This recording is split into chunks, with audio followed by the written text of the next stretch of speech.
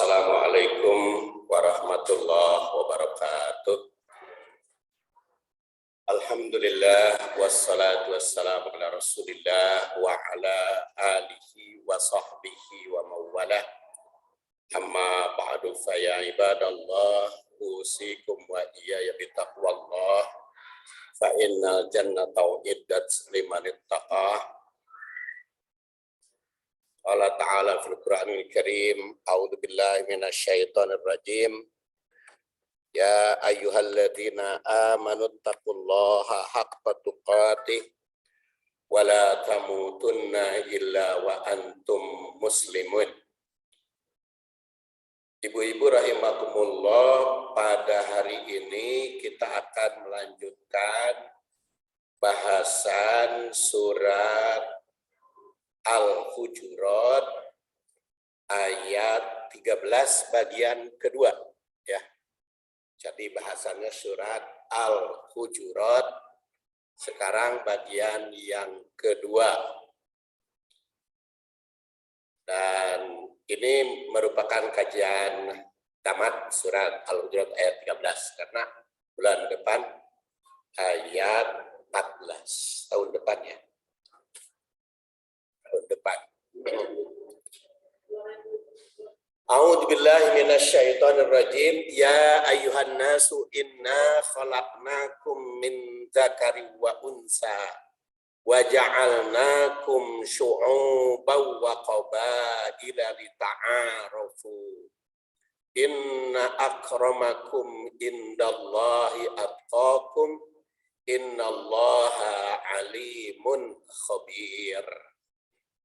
Wahai manusia, sungguhnya kami menciptakanmu dari laki-laki dan perempuan.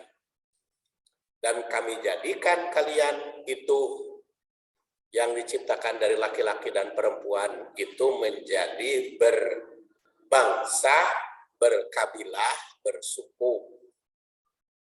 Untuk apa? Lita'arufu. Supaya ta'aruf, supaya saling mengenal. Inna akramakum, sesungguhnya yang paling mulia di antara kalian, indallah di sisi Allah, atqakum adalah yang paling takwa. Innallaha alimun khabir, sesungguhnya Allah maha mengetahui lagi maha waspada, tahu lagi mengetahui. Pada pertemuan yang lalu sampai lita'arafu. Nah, sekarang inna akramakum, di sini ditandaskan inna yang artinya sesungguhnya. Makanya akroma sering disebut huruf taukid penguat, dan isim innanya nasab. Makanya inna akroma. Innallaha akroma, inna akramakum. Jadi walaupun tidak ada barisnya, tidak akan salah baca. Tidak. Ya karena ada inna, tidak mungkin dia membaca inna akromu. Karena ada inna. Itu pentingnya ilmu nahu. Inna akramakum indallah, di sisi Allah, indallahi gitu. Karena indah itu termasuk jar. Atqakum, paling takwa. Jadi setelah Allah Subhanahu wa taala menjelaskan lita'arafu, saling mengenal sesama umat, dan umat memandang bahwa yang paling mulia itu biasanya adalah yang paling kaya. Makanya kalau di dunia orang itu kaya, dihormati. Orang itu cantik, dihormati. Bukan takwa atau tidaknya. Makanya setelah saling mengenal sesama manusia, biasanya mereka lebih memuliakan yang paling kaya, yang paling cantik, yang paling punya jabatan. Maka oleh Allah ditandaskan, ingat, indallah, di sisi Allah mah yang paling takwa, bukan yang paling bukan yang paling kaya, bukan yang paling cantik, bukan yang paling suku bangsa yang lain. Inna akramakum indallahi atqakum. Jadi kelanjutan ayat ini menandaskan bahwa yang paling takwa adalah manusia yang paling mulia di sisi Allah. Walaupun di sisi manusia macam-macam. Perkataan inna akramakum yang diawali dengan huruf taukid, penguat, maka semakin meyakinkan bahwa manusia yang paling mulia, paling dimuliakan Allah adalah takwa. Karena perkataan indallah di sisi Allah menunjukkan kekhasan di sisi Allah. Yang paling takwa itu kekhasannya di sisi Allah. Karena boleh jadi di sisi manusia bisa berbeda dengan saling mengenal bangsa, negara, atau ras. Bisa beda-beda, tapi ini yang dibicarakan adalah di sisi Allah Subhanahu wa Ta'ala. Rasulullah Shallallahu Alaihi Wasallam juga menegaskan bahwa manusia yang paling mulia adalah paling takwa. Abu Hurairah, yang nama aslinya Abdurrahman bin Soher, karena dia senang kucing kecil disebut Abu Hurairah. Namanya Abdurrahman bin Sofer. Karena senang kucing kecil, Abu Hurairah. Abu itu bapak. Kalau bapak itu dalam bahasa Arab bisa saja jadi tokoh gitu ya, orang seperti Abu Bakar itu namanya Abdullah bin Abi Quhafah, dipanggil Abu Bakar. Bakar itu mempunyai dua makna. Pertama bikrun, gadis. Kedua, bakar itu bukroh, pagi-pagi, karena tukang pergi pagi-pagi. Atau bakar itu parawan, gadis, karena punya Aisyah yang paling cantik, Abu Bakar. Itu Abdullah namanya, Abdullah bin Abi Quhafah. Nah, Abu Hurairah itu Abdurrahman yang wafat tahun 57 Hijriah. Dia menyatakan su'ila Rasulullah SAW, Rasul ditanya, Ayyun nas, manusia apa? Jadi ayu itu apa? Di Ayyun nas, apa manusia? Atau manusia apa? Akram yang paling mulia. Qala, maka Rasul menjawab, akramuhum indallah atqahum. Paling mulia di sisi Allah adalah paling takwa. Dengan ditegaskannya bahwa manusia paling mulia adalah paling takwa, maka konsekuensinya akan saling memuliakan sesama. Baik yang miskin maupun yang kaya, baik pejabat maupun rakyat. Baik rakyat jelata maupun pemimpinnya itu derajatnya tidak diketahui di sisi Allah karena yang paling takwa. Sedangkan manusia yang paling dimuliakan adalah yang paling takwa. Sedangkan siapa yang paling tahu tentang manusia paling takwa? Nggak tahu kan? Mana manusia yang paling takwa teh? Nggak kelihatan. Ketakwaan manusia itu nggak kelihatan. Paling ya tanda-tandanya saja. Sifat-sifatnya saja. Manusia yang paling mana yang paling takwa itu sulit dipantau, sulit dideteksi. Ya, sangat rahasia. Antara ikhlas dengan riya juga rahasia. Takwa juga sangat rahasia. Oleh karena itu, hormatilah sesama. Karena kita tidak tahu yang mana yang paling takwa, maka hormatilah sesama. Karena tidak ada yang tahu. Takwa manusia sangat tersembunyi. Yang kelihatan penampilan itu bisa meyakinkan, tapi diamnya Apa dalamnya rohani masih tidak ada yang tahu. Kan rohani itu nggak ada yang tahu. Isi hati manusia itu nggak ada yang tahu. Dalam-dalam nama nggak ada yang tahu. Manusia bisa saja menilai seseorang dari sudut lahiriah. Seperti takwa diterangkan oleh berbagai ayat dan hadis, kan banyak itu diriwayatkan sifat takwa. Yu'minuna bil ghaib, beriman kepada yang gaib. Tapi kan beriman kepada yang gaib juga susah dipantau seperti apa keimanannya. Wa yuqimuna sholat, mendirikan sholat baru kapantau. Wa mimma razaqnahum yunfikun, infak, kelihatan kan.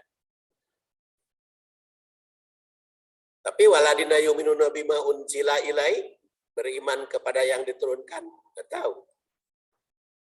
Apalagi wabila akhiratihum yuqinun. Yakinnya hari akhir nggak tahu. Sifat-sifatnya yang diterangkan juga masih banyak rahasia. Masih banyak rahasia. Walaupun diterangkan sifat-sifatnya. Apalagi yang tidak diterangkan. Ruhani, batiniah tidak akan diketahui manusia. Karena yang berada di dalam hati sanubari sangat tersembunyi. Kita melihat ucapan, penampilan, perbuatan, sikap, tindakan itu yang kita lihat.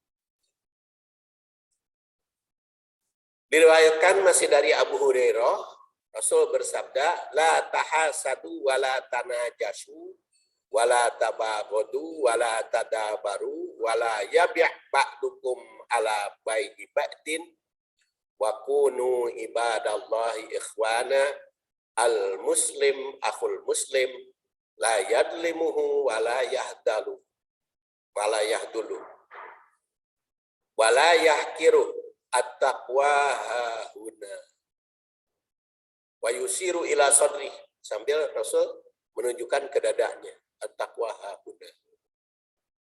Salah samarot 3 kali. Bihasbimri'in min syarri ayyah kira akhahul muslim kullul muslim alal muslim haramun damuhu wa maluhu wa irduhu. Janganlah kalian saling mendengki, tahasadu, husasud. Jangan saling nuduh buruk. Jangan saling benci. Jangan saling musuhi. Janganlah ada seorang di antara kalian yang berjual beli sesuatu yang masih dalam penawaran muslim lainnya. Dan jadilah kalian hamba-hamba Allah yang saling bersaudara. Salah satu contoh yang mengganggu ketentraman persaudaraan manusia, di sini contohkan membeli orang yang sedang ditawar-menawar. Orang itu saling tawar-menawar. Di sayur sedang tawar, encan pas hartina sudah diserobot, itu tidak boleh. Itu karena hak orang. Ya, kecuali kalau lelang teman khiar itu dalam pilihan. Jadi memang kalau lelang siapa yang berani lebih tinggi dia dijual, itu sudah tahu ya. Tapi kalau di dalam jual beli sehari-hari jangan mengganggu hak orang lain. Jadi kalau orang lain lagi tawar menawar, bandungan lah. Kecuali kalau yang menawar itu sudah pergi, baru kita tawar. Boleh. Jadi kalau dia masih tawar-menawar, jangan diserobot.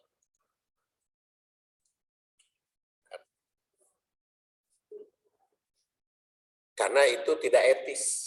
La baik ba'dukum ala baik ba'din. Wa kunu ibadallah ikhwana, jadilah hamba Allah yang bersaudara. Al-muslim akhul muslim. Muslim itu saudara semuslim, saudara muslim. Baik beda bangsa, beda suku, beda bahasa. Kalau yang namanya muslim tetap saudara.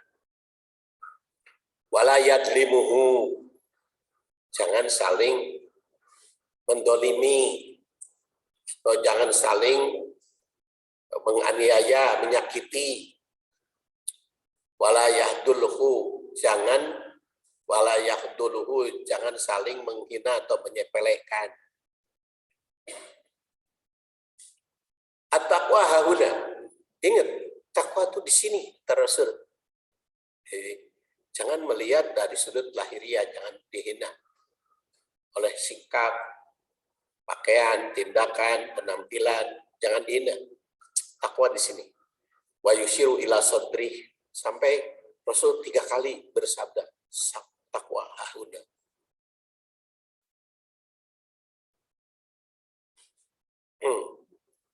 Sambil menunjuk dada. Beliau juga mengucapkannya sebanyak 3 kali.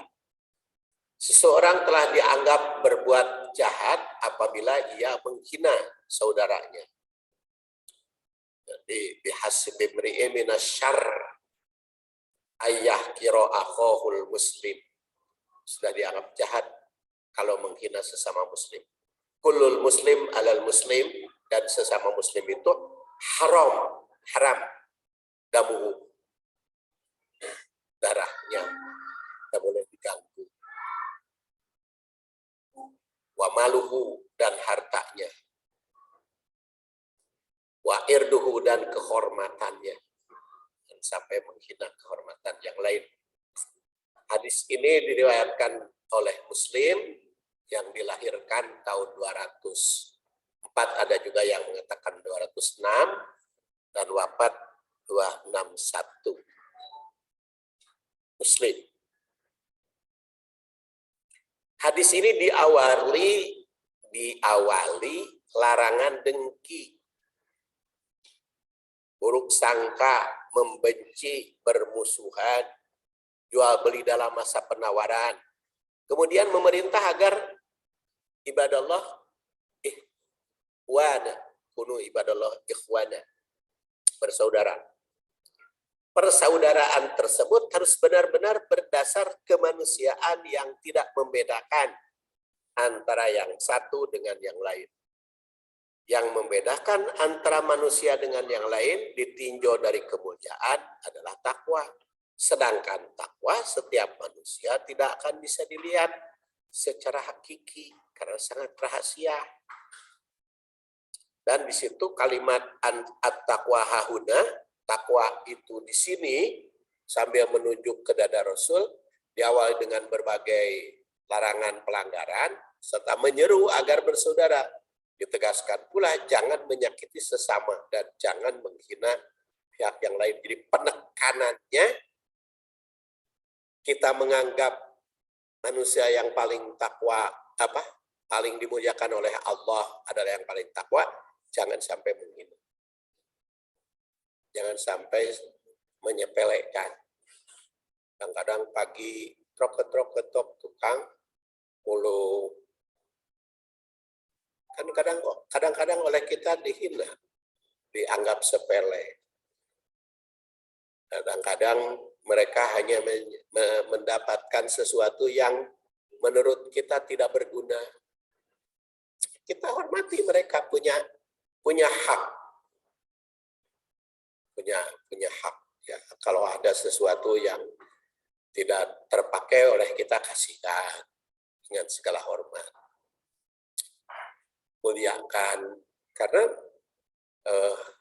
mereka juga kalau kita muliakan, mereka juga akan memuliakan kita. Jadi ketika kita bertemu juga dengan mereka akan hormat kepada kita karena kita menghormati dia. Itu kan kalau di kota mah, di komplek mah karar itu banyak yang disepelekan, dihina, tukang mulung, tukang tukang sampah, tukang buang sampah dan lain sebagainya. Kita tidak tahu, mungkin mereka paling takwa. Buating di akhirat paling tinggi derajatnya di surga. Karena kita nggak tahu. Ketakwaannya kan nggak tahu. Ya mungkin oleh kita tidak kelihatan ke masjid berjamaah, tapi karena memang kegiatannya seperti itu, karena apa mulungan kan itu kan dia, jadi mungkin dekat tinggali ke masjidnya, jadi tidak punya kesempatan. Mereka sholatnya di rumah, ngumbat kan ya, kita nggak tahu.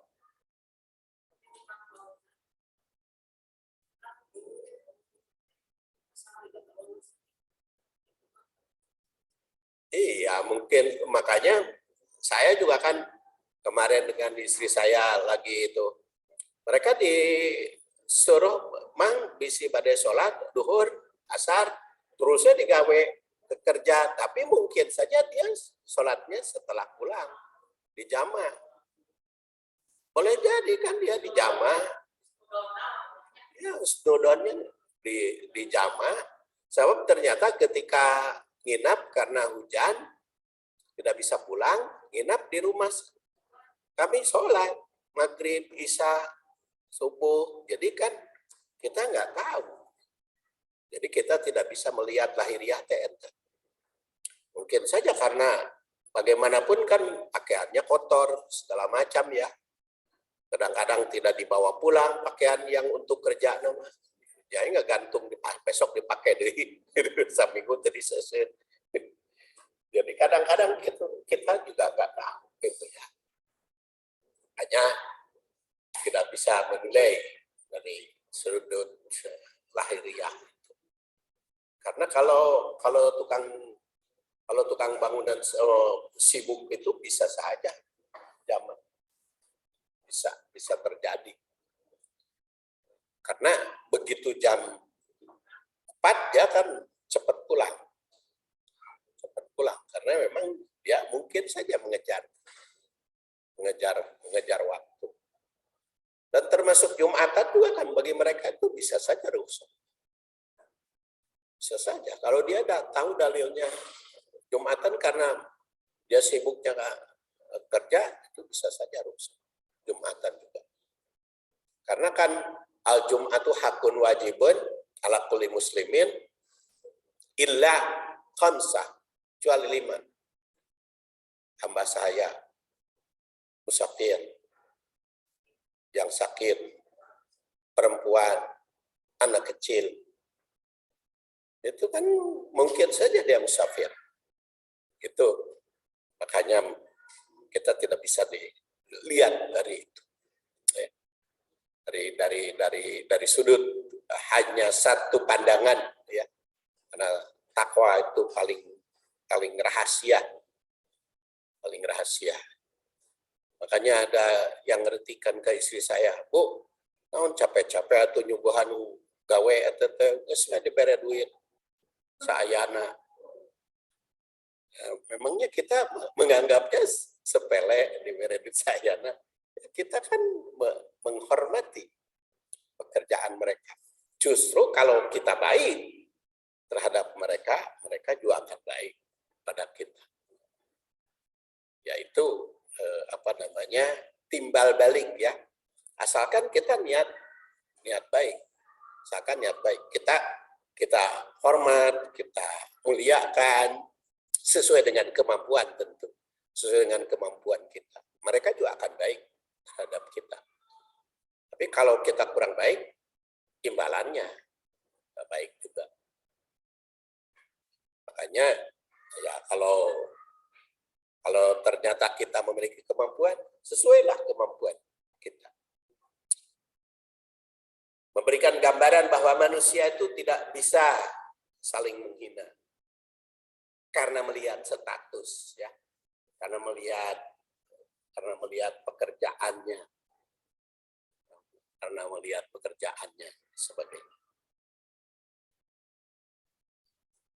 Innallaha alimun khabir. Innallaha semuanya alim, maha mengetahui, khabir, maha waspada. Atau maha tahu. Pengunci ayat ini menyebut 2 asma Allah yang menekankan bahwa dia maha tahu. Dia maha waspada, dia maha mengenal. Jadi dua asma Allah disebut alimun khabir. Maha tahu, maha mengenal. Ini sebagai penegas bahwa yang paling tahu manusia paling takwa hanyalah Allah. Pengetahuan manusia tentang manusia lain hanya dalam lahiriah belaka.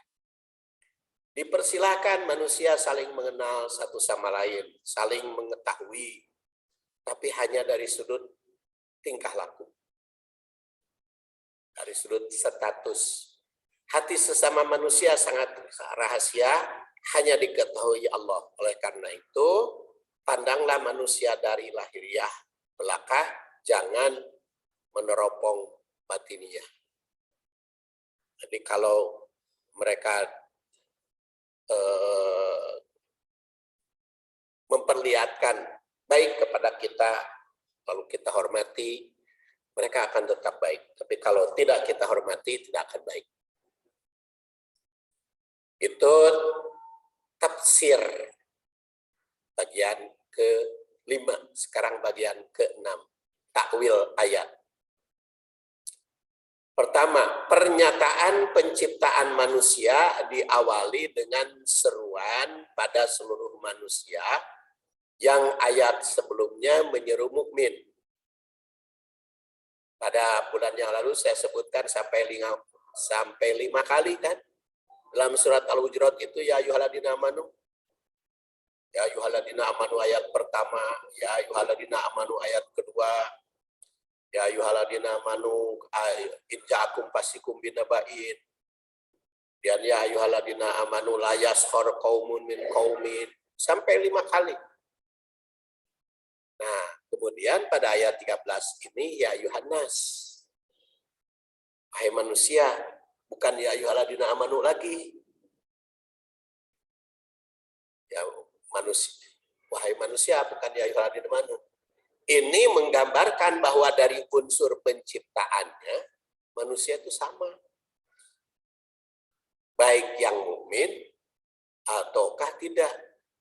Awal sama, diciptakan dari Adam dan Hawa. Jadi asal usulnya mah, Allah teh menciptakan teh dari unsur yang sama, rek kafir, rek muslim, oke. Nggak ada perbedaan. Kemudian perkembangan selanjutnya, ada yang mukmin, ada yang kafir. Itu sangat terkait dengan pengaruh lingkungan dan akhlak manusia. Jadi, asal-usulnya mah sama manusia. Lalu ada yang takwa, ada yang tidak, ada yang iman, ada yang kafir. Itu dipengaruhi oleh lingkungan dan pribadinya juga. Bukan hanya lingkungan saja, tapi pribadinya juga. Kalau prinsip tabula rasa kan dilahirkan bagaikan kertas putih, sehingga dia nantang John Locke itu. Coba berikan kepada kami anak yang baru lahir, mau diberikan apa manusia? Itu salah satu falsafah pendidikan yang mengatakan tabula rasa. Setiap manusia lahir dalam bagaikan kertas putih. Ada itu di Bandung yang punya pikiran John Locke tabula rasa. Maka dia coba praktek. Dan itu guru besar Universitas Pendidikan Bandung. Yang ngadongeng itu dosen saya, almarhum, yang mantan rektor Unisba, Profesor Jawan. Dia cerita tentang itu. Ada seorang guru besar, dia bikin program. Anaknya itu 4. Dia bikin program. Yang satu harus jadi dokter, yang satu jadi insinyur, yang satu jadi ekonom,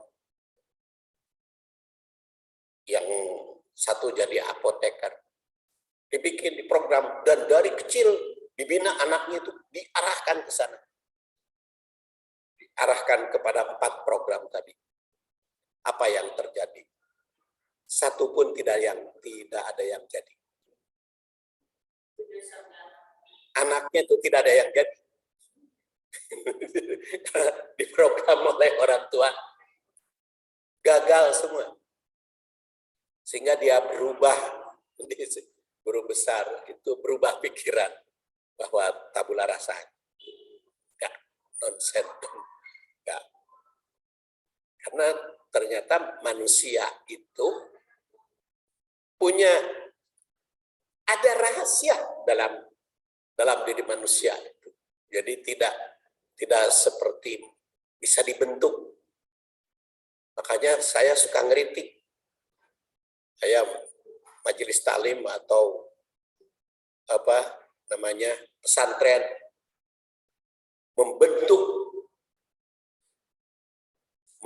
membentuk para dai yang berkualitas tinggi, hebat itu, membentuk. Nggak bisa itu. Membentuk ya membina lah manusia, mendidik aja. Nggak bisa itu, membentuk gitu. Ya, susah itu membentuk. Jadi kalau membina, membimbing gitu ya. Majelis taklim tuh nggak bisa membentuk ibu-ibu muslimah di dunia hasanah wabil akhirati hasanah. Memangnya bisa membentuk. Hebat gitu ya. Hebat program-program itu. Jangan terlalu tinggi lah membentuk segala. Ya kan biasa ya di dalam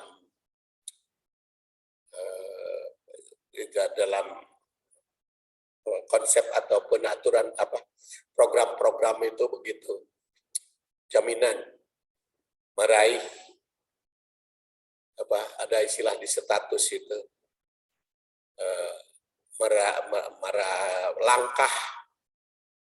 langkah meraih keuntungan dunia akhirat. Ya paling langkah meraih keuntungan dunia akhirat berdasar ayat apa. Kalau segala macam nggak bisa meraih keuntungan dunia akhirat, nggak bisa. Tuh, kalau berdasar kajian ayat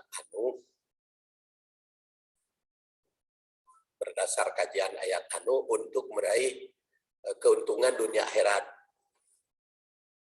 Ternyata kan di dalam dunia hasanah wa bil akhirati hasanah juga Allah menandaskan kan wa minan nasi may yaqulu rabbana atina fid dunya wa ma lahum fil akhirati min khalaq. Wa minan nasi may yaqulu rabbana atina fid dunya hasanah wa fil akhirati hasanah wa qina adzabannar. Ulaika lahum nasibuhum bima kasabu. Itu kan di dalam surat Al-Baqarah setelah bab haji. Di antara manusia ada yang berdoa, ya Allah anugerahkanlah kepadaku kebahagiaan di dunia. Maka di akhirat kosong. Ada juga yang berdoa, anugerahkanlah kebaikan di dunia, kebaikan di akhirat, bebaskan aku dari api neraka. Ulaika lahum nasibum mimma kasabu. Bagi mereka nasib bagiannya makasabu. Saya dengan usaha. Saya dengan usaha dalam ya makasabu kan sesuai dengan usaha. Jadi usaha itu segala macam, baik usaha diri sendiri, usaha lingkungan, usaha siapa, dan juga yang paling penting kalau mulai kalau makasabu usaha dia sendiri. Allah juga tidak langsung menjamin berikan kepada mereka, tapi makasabu sesuai dengan usahanya. Ya, tidak bisa berdasar doa. Makanya ada yang mengatakan iklan doa ini pasti terkabul. Kok pasti? Memangnya doa teh kok pasti? Yang mengabulkan itu siapa? Kok kita pastikan? Kok kita yang pasti, yang memastikan? Ya, nggak bisa manusia memastikan, ya tergantung Allah dikabulkan atau tidak mah doa mah. Cuman kita bermohon agar dikabulkan.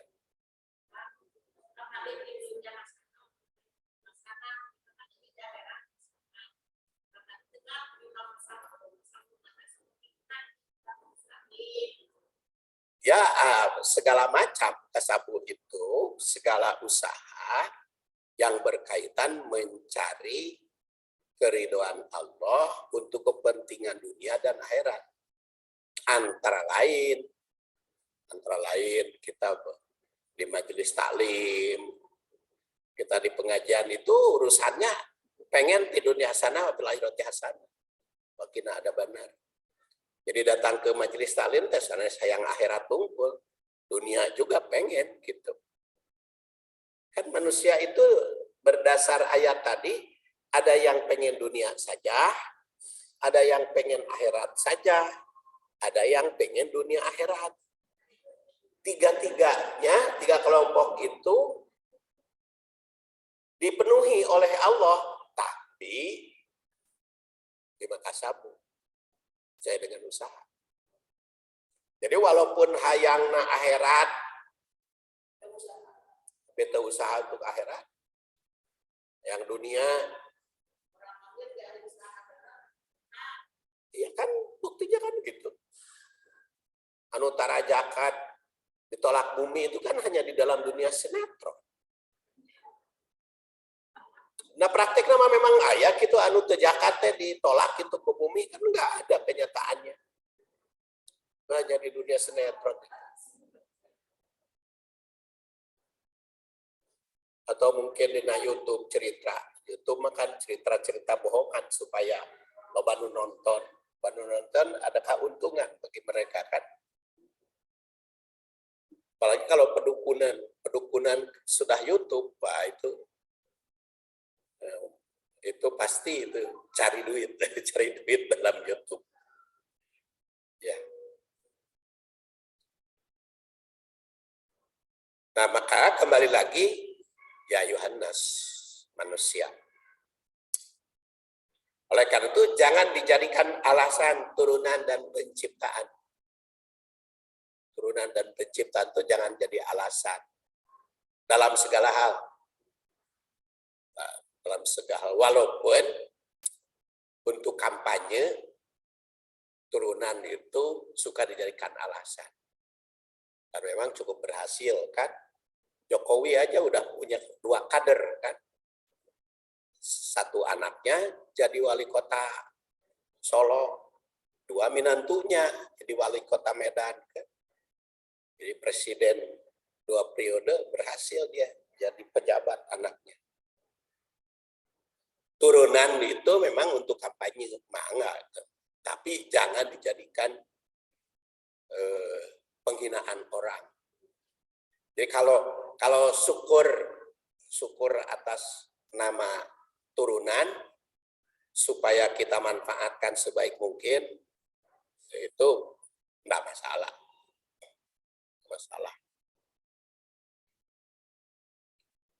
Itu tawil pertama. Tawil kedua, manusia diseru untuk mengingat asal-usul agar sadar bahwa dirinya diciptakan Allah Subhanahu wa taala yang patut disyukuri. Ciptakan oleh Allah Subhanahu wa taala.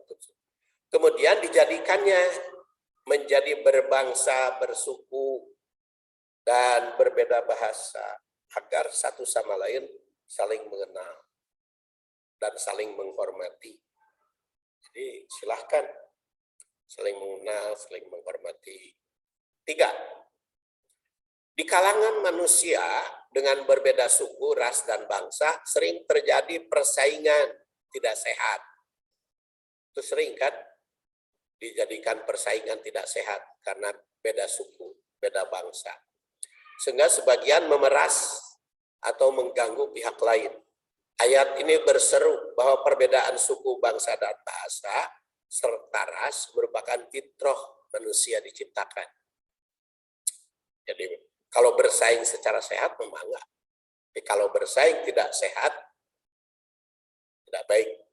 Oleh karena itu, jika ingin bersaing, hendaklah secara sehat. Karena kemudian manusia bukan yang paling, bukan oleh bangsa, oleh suku, tapi karena takwa. Yang takwa itu sangat rahasia. 4. Bisa saja manusia memandang kemuliaan sesamanya ditentukan oleh bangsa, ras, atau kabilah. Tapi menurut Allah, paling takwa. Kan sekarang juga gitu. Yahudi itu dianggapnya, karena dia menyatakan diri, aku Yahudi itu. Jadi bangga. Karena ada ada pandangan seperti itu, maka image masyarakat bahwa Yahudi itu orang hebat gitu. Karena didakwakan seperti itu. Akhirnya jadi hebat. Nah, bagus, ada jadi hebat. Tapi karena masyarakat memandang Yahudi itu orang hebat, jadi, dan memang yang berkuasa kan, Yahudi itu akibatnya di dunia sekarang yang berkuasa kan. Makanya Amerika itu presiden selalu Yahudi. Dan berkuasa, menguasai dunia kan. Makanya siapa yang memberantas Yahudi itu dulu? Stalin, Jerman teh. Yang mau menghapus ras Yahudi.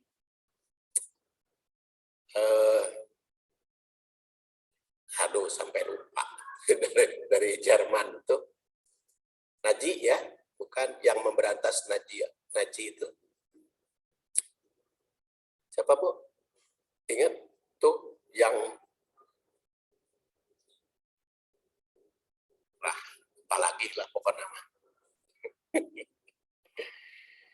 Kemudian yang kelima, siapa bangsa yang mana yang paling baik, mana pula paling buruk, semua itu diketahui Allah.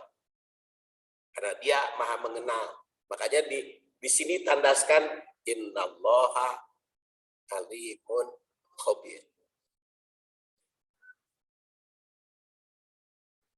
Sekarang tatbik ayat. Modal awal manusia adalah sama. Maka dalam pendidikan tidak dikenal perbedaan bangsa, suku, dan ras. Mereka semuanya berhak mendapatkan pendidikan dalam bidang apapun. Manusia bisa berbeda, utamanya pengaruh lingkungan, keluarga, dan pergaulan. Makanya tidak bisa dibentuknya tadi, dipaksakan, di program dipaksakan.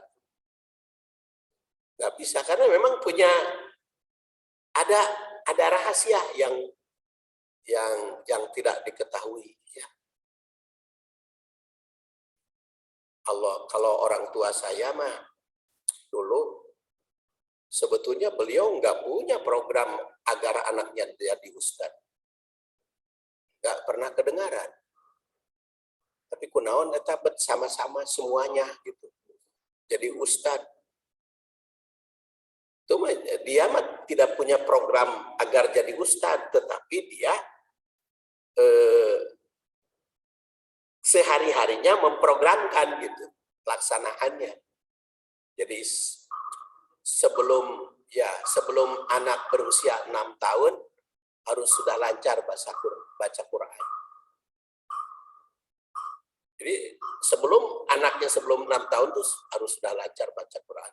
Sebelum masuk SD harus sudah lancar baca Quran, harus sudah lancar bahasa itu tulisan Latin.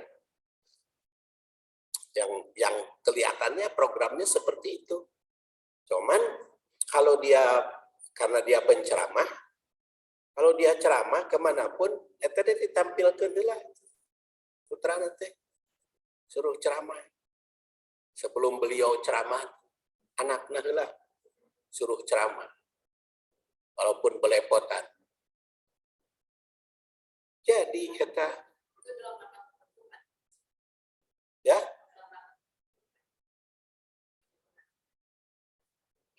ya pendidikan, bimbingan. bimbingan. Mungkin seperti itu. Seperti itu karena dia penceramah dipanggil kemana-mana, jadi anaknya itu dibawa disuruh ceramah. Ya, disuruh ceramah. Terus kan ada di sekolah agamanya itu ada hitobah dan muhawaroh. Jadi hitobah itu ceramah sendiri. Kalau muhadasah muhawaroh itu diskusi di depan umum. Jadi kalau samen itu ya tampil semua.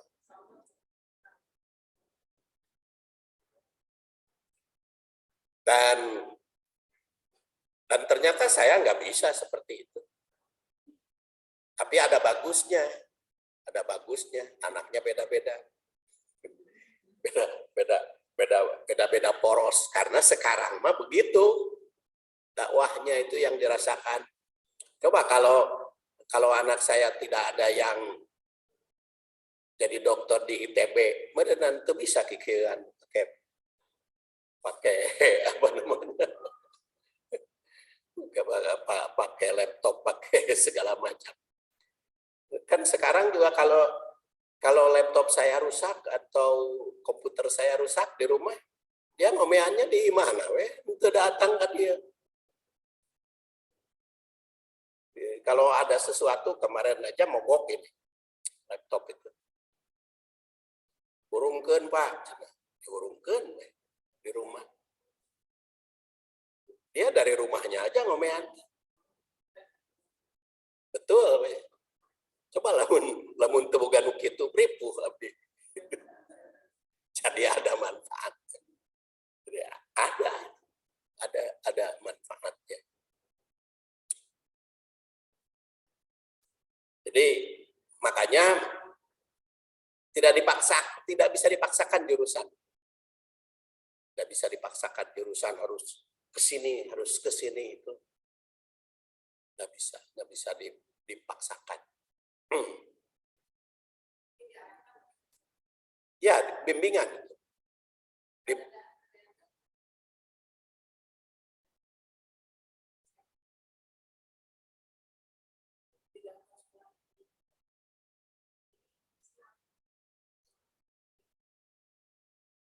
Ya, karena mungkin dari awalnya ya terlalu dipaksakan. Jadi mungkin dia punya program dari awalnya, anak saya harus ke sini gitu. Akhirnya gagal. Makanya tidak dipaksakannya jika begitu. Jadi pas seperti saya katakan kepada siapapun ya, kalau mau memasukkan anak ke pesantren, tunggu setelah melewati usia 10 tahun. Karena waparriku bainahum fil madoji, pisahkan dari kamar mereka fil madoji, kamar itu, wahum asrusinin, setelah melewati 10 tahun. Jadi kalau programnya pesantren itu jangan usia SD. Jangan usia SD. Usia SMP. Karena kalau ini berdasar konsep ayat yang saya pahami. Jadi iya, pesantren yang mondok, yang misah dari orang tua.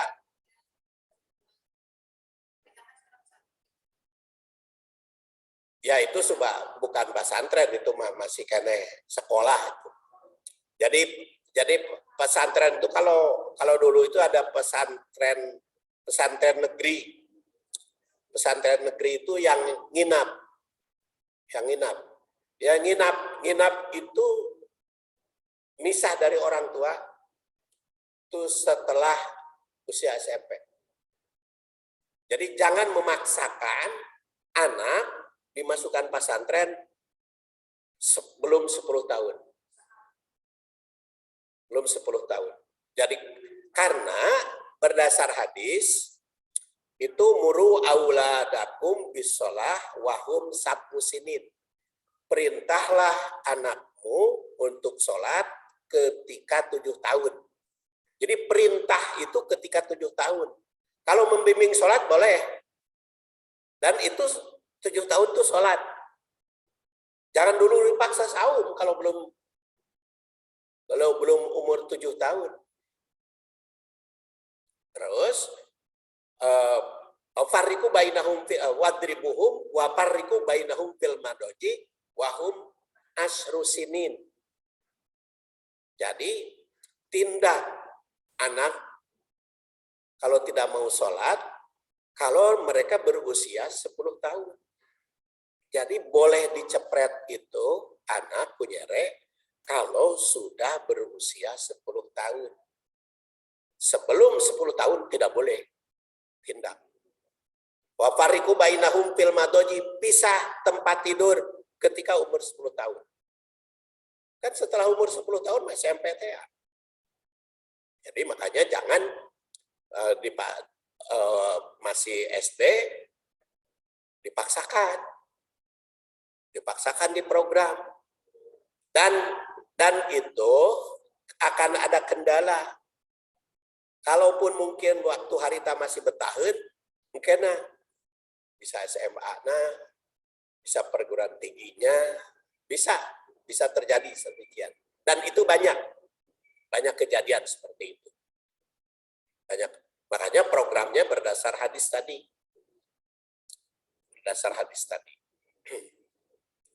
Dan itu sudah saya buat di dalam buku Mewujudkan Generasi Robbani, atas dibagikan ke ibu-ibu. Kemudian supaya tamat. Kedua, min dakarin wa unsa. Dakar laki-laki, unsa wanita. Menunjukkan dua jenis kelamin yang berbeda yang diciptakan oleh Allah. Oleh karena itu, perbedaan jenis kelamin ini harus disadari oleh manusia. Jika dilahirkan sebagai laki-laki, maka jadikan laki-laki. Lahir laki-laki, jadikan laki-laki nu bener. Ulah didangdanan awewe. Karena la'ana Rasulullah al-mutasabihat minan nisa wal mutasabihin minar rijal. Allah murka. Wanita yang menyerupai laki-laki, laki-laki menyerupai wanita. Jika dilahirkan sebagai wanita, jadilah wanita yang murni, feminin. Jangan jadi tomboy. Sifat serta dan hak kewajibannya sebagai wanita. Rasul mengutuk pria menyerupai wanita. Dalam riwayat Ibnu Abbas yang wafat 68 Hijriah, la'ana Rasulullah SAW al-mutasyabihin minar rijal bin nisa wal mutasyabihat minan nisa bin rijal. Dan mutarojilan, muhannisin minar rijal wa mutarojilan. Dan itu ya semacam waria dan sebagainya, itu sakit mereka sebetulnya. Nggak sehat. Saya pernah dulu di STKS ya mengadakan diskusi tentang waria dan sebagainya. Saya pendekatan agama, kemudian ada waria yang tampil, warianya banget pisan, jadi ketua waria. Lalu saya tanya, ini mas secara batiniah aja saya bilang minta jawaban yang jujur. Sebetulnya nyaman tuh jadi waria? Enggak nyaman sebetulnya. Jadi itu sebetulnya dipaksakan. Jadi kedua hadis ini, pria menyerupai wanita, wanita menyerupai pria, itu sakit. Dandannya saja kan beda itu. Tibur rijal madoharo rihuhu wa khufiya launuhu wa tibun nisa madoharo launuhu wa khufiya rihuhu.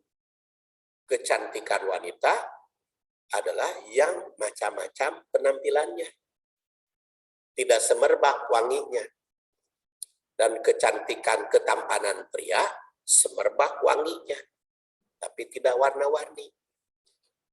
Makanya kan pria mah nggak ada ini berlapis-lapis. Coba ibu-ibu kan. sampai 4 lapis kan. Iya, foundation, dak dasar, terus bedak, terus dash on. Ini juga kan bibir juga ada lipstick, lip gloss, lip balm.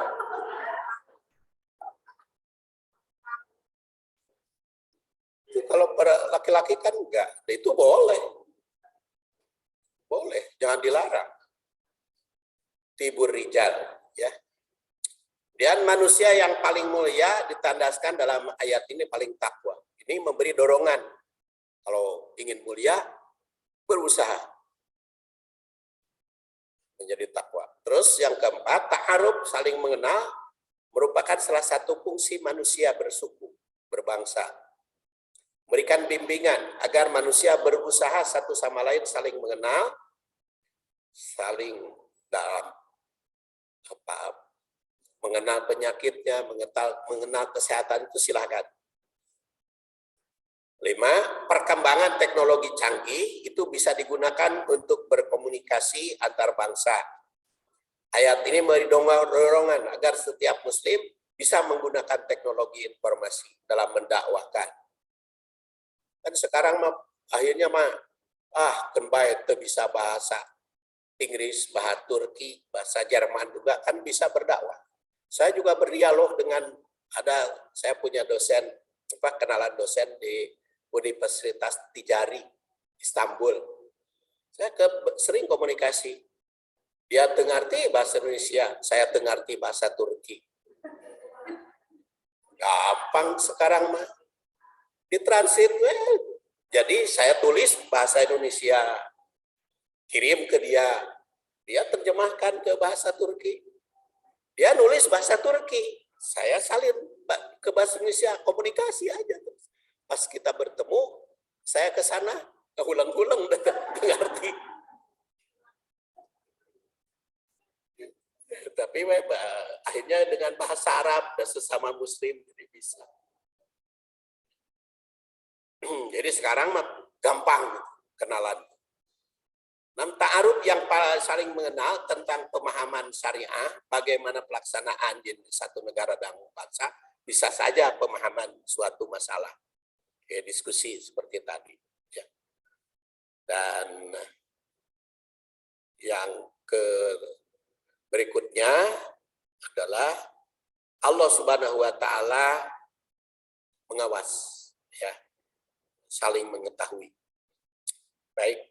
Karena waktu kita sudah habis, saya anggap cukup. Seperti saya tadi katakan bahwa Al-Hujurat ayat 13 dianggap tamat, tahun depan ayat 14.